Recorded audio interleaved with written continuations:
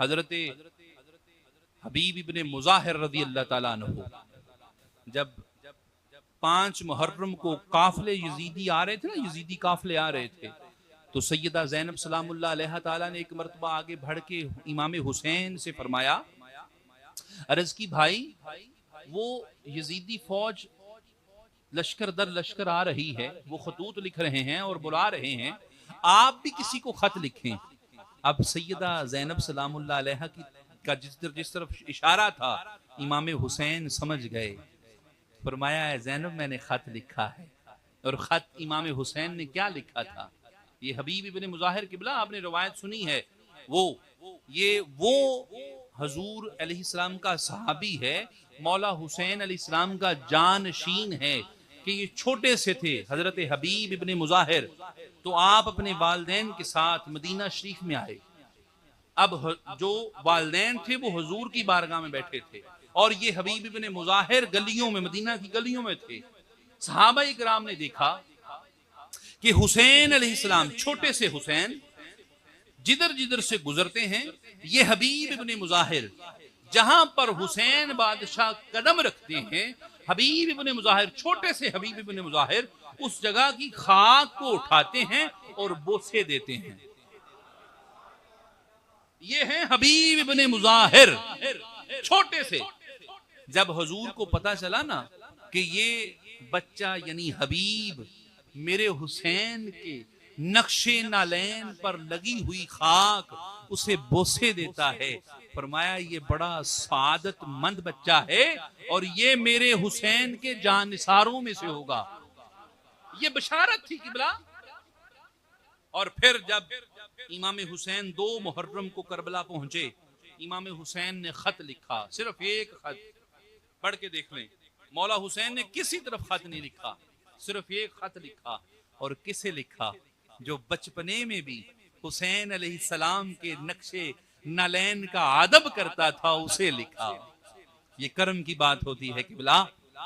خط لکھا بسم اللہ الرحمن الرحیم اور ساتھ لکھا ان للہ و انا الیہ راجعون۔ اے حبیب ابن مظاہر، تم پر حسین کا سلام ہو۔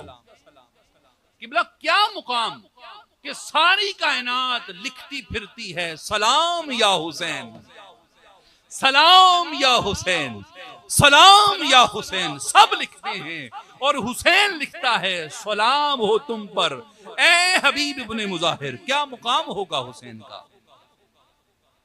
اور پھر لکھا ہے حبیب ابن مظاہر، شاید کہ تمہارے علم میں نہیں ہے، میں اپنی اولاد، اپنے بچوں اور اہل خانہ کے ساتھ 2 محرم سے کربلا پہنچ گیا ہوں اور ہمارے چاروں اطراف دشمن بیٹھے ہیں جو ہمیں قتل کرنا چاہتے ہیں۔ اگر تم ہم سے ملنا چاہتے ہو، ہم بے وطنوں کی مدد کرنا چاہتے ہو، تو عاشوراء کی اثر سے پہلے پہلے پہنچ جانا، ورنہ قیامت کی اثر کے دن ملاقات ہوگی۔ اور پھر لکھا والسلام، تمہارا بچپن کا دوست حسین ابن زہرا۔ جب بھی کوئی خطرناک یا کوئی ایسا خط لکھا جاتا، مغموم خط، تو پھر ماں کی کنیت لگائی جاتی تھی، والسلام تمہارا دوست حسین ابن زہرا سلام اللہ علیہ۔ اور ادھر خط نکلا، ادھر جناب حبیب ابن مظاہر کو یہ خط پہنچ گیا۔ جب حبیب ابن مظاہر کو خط پہنچا نا، وہ جو قاصد تھا لے کے گیا، تو حبیب ابن مظاہر نے خط کو بوسہ دیا اور آنکھوں پہ لگایا اور بڑا مسکرائے کہ حسین کا خط آیا ہے۔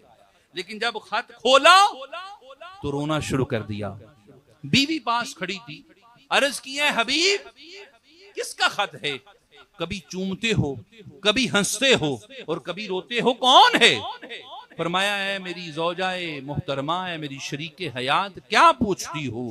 یہ ابن زہرا کا خط ہے، چوما اس لیے کہ میرے مولا کا خط ہے، مسکرایا اس لیے کہ مولا نے مجھے یاد کیا ہے، اور رو اس لیے رہا ہوں کہ میرا مولا دشمنوں کے نرغے میں تنہا کربلا کے میدان میں کھڑا ہے اور مجھے یاد کر رہا ہے۔ جناب حبیب ابن مظاہر کی زوجہ نے پوچھا اے حبیب سوچ کیا رہے ہو، وجہ کیا ہے؟ کہا کچھ سوچ رہا ہوں۔ کہا سوچنے کی سمجھ نہیں آئی؟ کہا کچھ سوچ رہا ہوں. فرمایا اے حبیب اگر تو انکار کرنے کا ارادہ ہے, رکنے کا ارادہ ہے تو خبردار تو یہاں رک جا, میں نہیں رکوں گی. اگر تو نہ گیا تو زہرا کے بیٹے کی مدد کے لیے میں جاؤں گی, علی کے بیٹے کی مدد کے لیے میں جاؤں گی. فرمایا حبیب ابن مظاہر نے کہ اے میری شریک حیات, یہی سننا چاہتا تھا, یہی دیکھنا چاہتا تھا کہ کیا جو شوق محبت, جو عشق حسین میرے دل میں بھی ہے, دل میں ہے, وہ کیا تیرے دل میں بھی ہے. بس یہی دیکھنا چاہتا تھا. قبلہ روایت میں آتا ہے حبیب ابن مظاہر اپنے گھوڑے کے ساتھ نکلے اور کربلا پہنچے, اور ادھر 9 کی رات ہے, 10 کا دن چڑھنا ہے. رات عبادتوں کے بعد امام حسین کربلا کے میدان میں آئے اور ٹیلوں پہ چڑھ کے کبھی دائیں دیکھتے ہیں, کبھی بائیں دیکھتے ہیں, کبھی دائیں دیکھتے ہیں, کبھی بائیں دیکھتے ہیں. پوچھنے والے نے عرض کی مولا حجتیں تمام ہو گئیں, یزیدی لشکر تیار ہے, اب کس کا انتظار ہے؟ مولا اب تو کوئی نہیں آنے والا. فرمایا جس کے انتظار میں ہوں وہ ضرور آنے والا ہے, وہ ضرور آئے گا.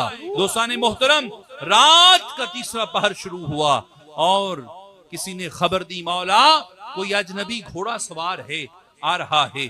فرمایا اجنبی نہیں ہے, وہ میرے بچپن کا دوست حبیب ابن مظاہر ہے, اسے آنے دو. اور جب جناب حبیب ابن مظاہر امام حسین کی بارگاہ میں پہنچے, میرے مولا نے حبیب ابن مظاہر کو کھڑے ہو کے گلے سے لگایا اور فرمایا آج اب حسین کی فوج مکمل ہو گئی ہے, اب کسی کا انتظار نہیں, میرا یار آ گیا ہے, میرا حبیب آ گیا ہے.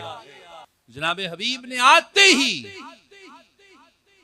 عرض کی مولا آپ ان ظالموں کے نرغے میں کیسے پھنس گئے, یہ کیسے ہو گیا؟